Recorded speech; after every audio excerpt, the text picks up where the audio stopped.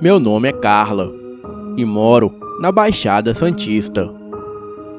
A cidade de São Vicente é a cidade mais antiga do Brasil e está localizada na Baixada Santista, estado de São Paulo.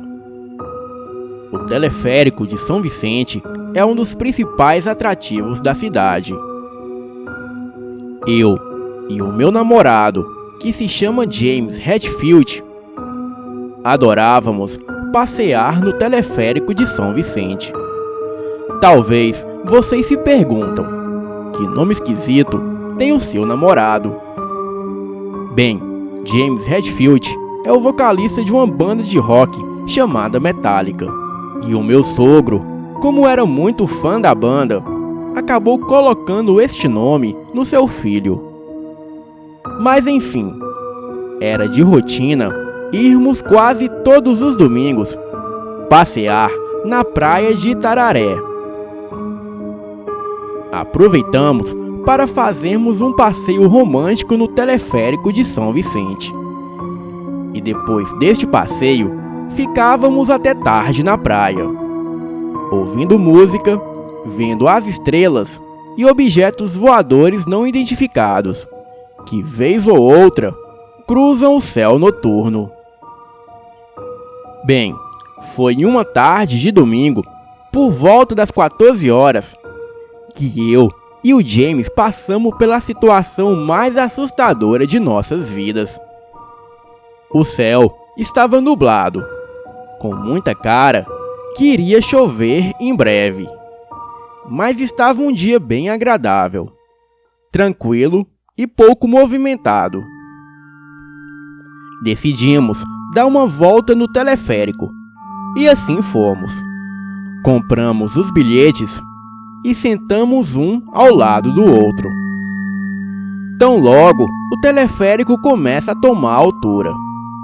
Passamos por cima da movimentada Avenida Ailton Senna da Silva, e o frio na barriga era inevitável. Confesso que de todos os teleféricos que fui, este foi o que mais me dava medo, pelo fato de ser aberto. Mas logo me acostumei. Bem, para vocês entenderem melhor, o teleférico de São Vicente está localizado na praia de Itararé e leva o turista até o Morro de Voturuá, cerca de 170 metros de altura, com um percurso de 700 metros. O transporte dura cerca de 11 minutos até o topo do morro, onde se tem uma linda vista para a Baixada Santista. Confesso que sempre fico tensa quando o teleférico passa pela avenida movimentada, mas esta tensão logo passa quando o teleférico alcança a Mata Atlântica e os nossos pés tocam a copa das árvores. O barulho do trânsito na avenida dá lugar ao silêncio e ao canto dos pássaros. E aí é só curtir o visual. Pelo menos isso era o que estava em meus planos. O dia estava bem nublado e uma fina neblina tomava o morro. Estava um vento bem gelado, até que eu e o meu namorado notamos uma silhueta negra dentre as árvores, a uns 50 metros à frente de nós, bem no ponto mais baixo que o teleférico passaria. Aquilo não estava em nosso caminho, mas estava na lateral, escondido entre a vegetação e as árvores. A princípio, o James disse que era um cachorro, mas quanto mais o teleférico se aproximava, mais aquela coisa tomava forma. Apesar de ser por volta de 2:30 da tarde, o dia estava bem escuro, tanto por conta do céu nublado e também por conta da neblina. Quando estávamos a uns 30 metros daquilo, eu pude ver que não era um cachorro, e sim outra coisa. E por mais que tivesse traços que lembrasse um cachorro, aquela criatura era grande demais para ser um. Aquele ser, criatura, fera, sei lá o que era aquilo, foi saindo dentre as árvores e parando no meio do caminho onde passaria a minha cabine. Como mencionei, as cabines desse teleférico são abertas, ou seja, estávamos à mercê daquela coisa. Me sentia como indo de encontro ao abatedouro.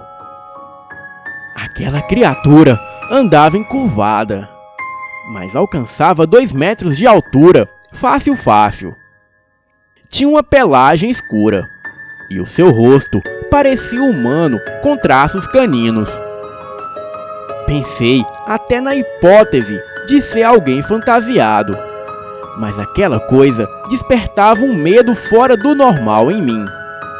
E, inclusive, até via baba escorrer entre os seus dentes amarelados.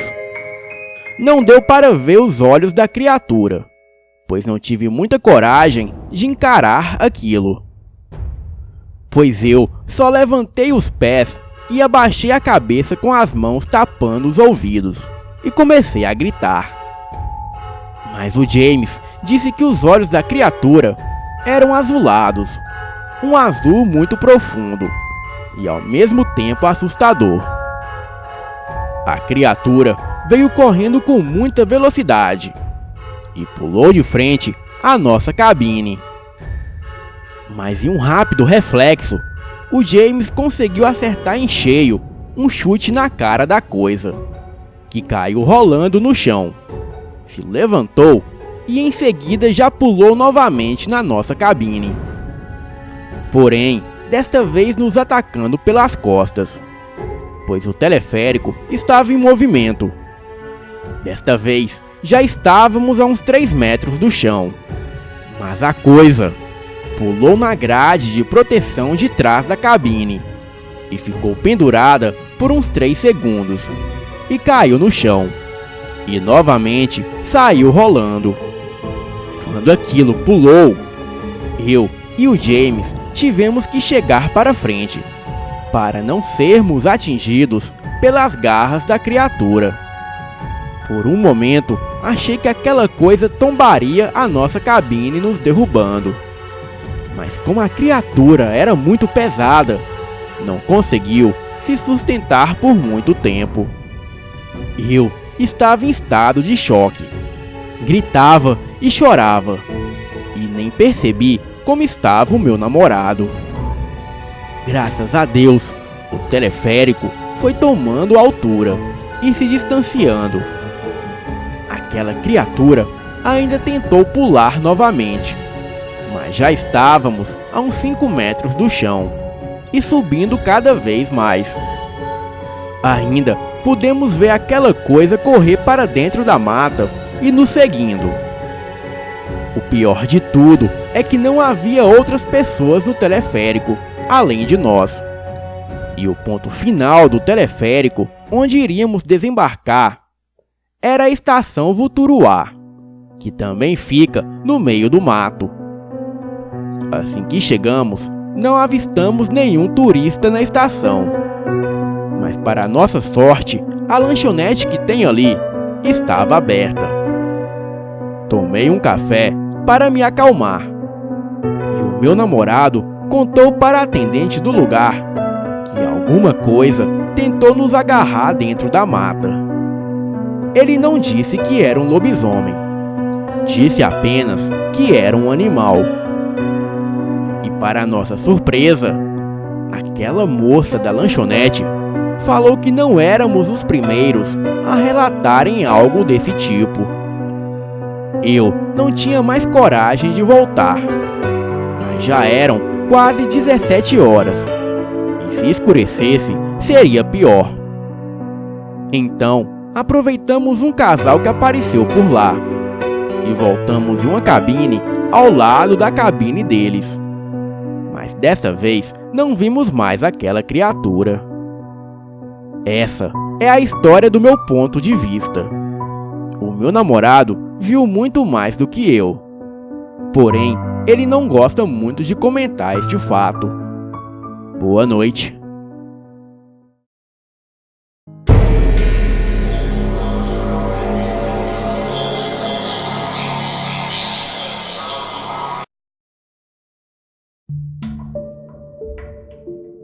Boa noite, o meu nome é Wendy e tenho 15 anos.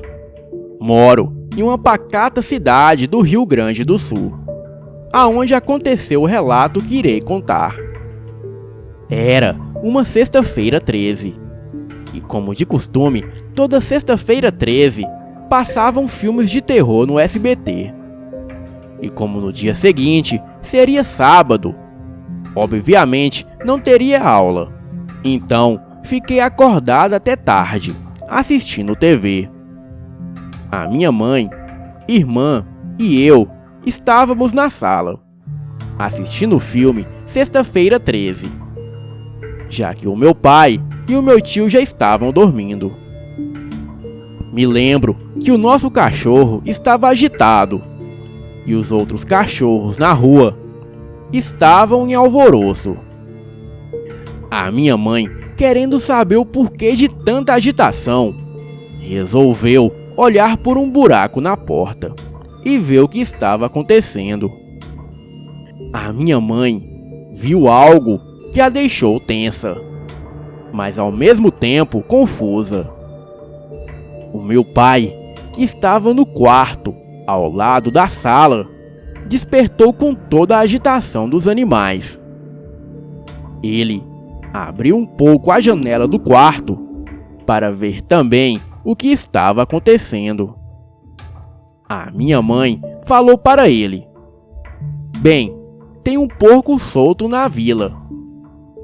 Mas isso era improvável, pois morávamos na cidade e ninguém aqui por perto criavam porcos.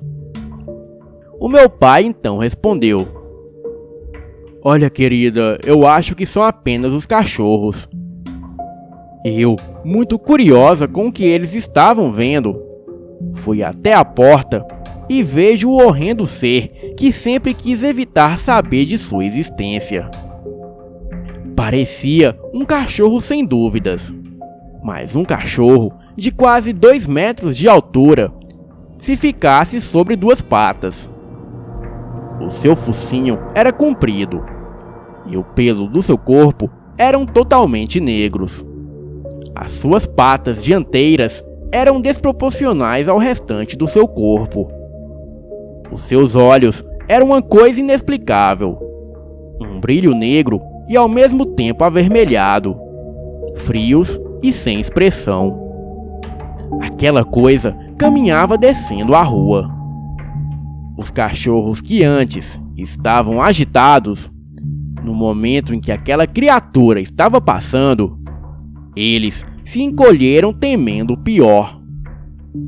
O ser desceu até a esquina que era próximo à minha casa e parou.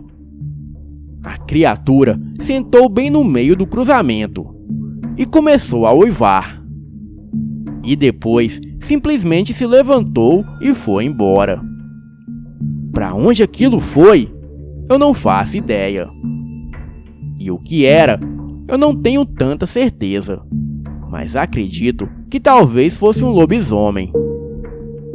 Alguns dias atrás, estava relembrando este acontecido com o meu pai. Eu perguntei a ele o que tinha sido aquele ser. E ele disse: "Eu não sei o que era aquilo, se era um lobisomem ou seja lá o que for. Só sei que aquele ser não pertence a esse mundo."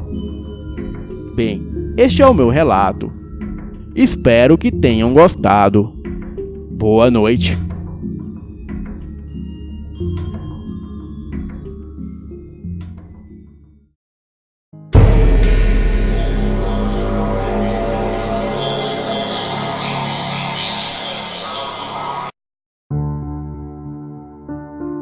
Moro em Resende, no sul do estado do Rio de Janeiro. Na década de 80, era muito comum aqui em nossa região as pessoas criarem passarinhos e até mesmo caçarem pássaros e outros animais nas matas da região. Naquela época, não existia consciência ambiental como nos tempos de hoje. Praticamente não se falava na proteção das matas, dos animais e dos pássaros. Aliás, não existia sequer fiscalização como o IBAMA faz hoje. Pelo menos não aqui no sul do estado. Bem, o fato é que o meu pai criava pássaros da raça curió. E como um bom mineiro, ele gostava de curió, canários e trinca-ferro. E não somente ele, mas meus tios, parentes e vizinhos. O meu pai gostava de organizar caçadas, tanto de curió como de alguns pequenos animais como o tatu. Os meus primos, que na época eram adultos, viviam caçando tatu. Bem, um dia o meu pai combinou com um primo meu chamado Roberto de irem caçar num local chamado Matão. O local era conhecido por todos da nossa vizinhança, distante cerca de pouco mais de 1 hora de caminhada da minha casa. Era uma pequena mata no meio de umas colinas utilizadas como pasto para o gado, e era comum o povo ir ali para caçar. Na véspera do dia combinado, o meu primo chegou lá em casa e disse que não poderia ir porque tinha que ver um serviço. Meu pai então decidiu ir sozinho, já que conhecia o lugar. Na madrugada seguinte, preparou as suas coisas, pegou a gaiola de caça e saiu com o dia amanhecendo. E pouco depois das 7 da manhã, fomos surpreendidos com meu pai retornando sem ter caçado nada. Segundo meu pai, ao chegar no matão, ele deparou-se com uma casa na entrada da mata. Tinha uma horta de alfaces plantada ao redor da casa. A horta tinha alfaces enormes e rodeava toda a casa. Era uma casa de pau a pique, coberta por sapê. E lá de dentro vinha o barulho de muitas crianças brincando e fazendo muita algazarra.